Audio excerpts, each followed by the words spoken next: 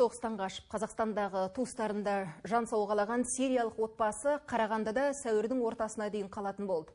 Жергілікті көші-қон полициясы қайын жұртын паналаған Ясер Ализалдиндің мен оның 5 баласына қазақ жерінде уақытша тұрақтау мерзімін тағы 3 аптаға созған.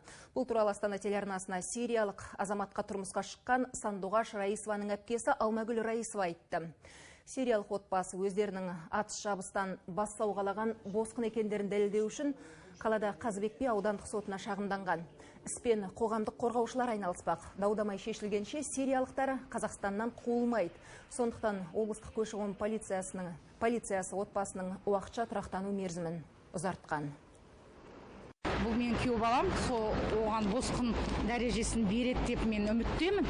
Ол өзінің елінде әлі соғысы басылғанмен де әлі де жүріп жатыр. Ол елге сіңлімді жібергім келмейді. Балалары әлі бар, кішкентай.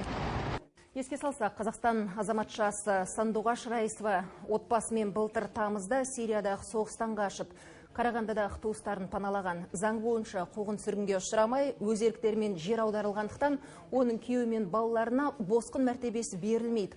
Олардың визасының мерзімі наурыздың 25-інде аяқталуы тиіс болатын.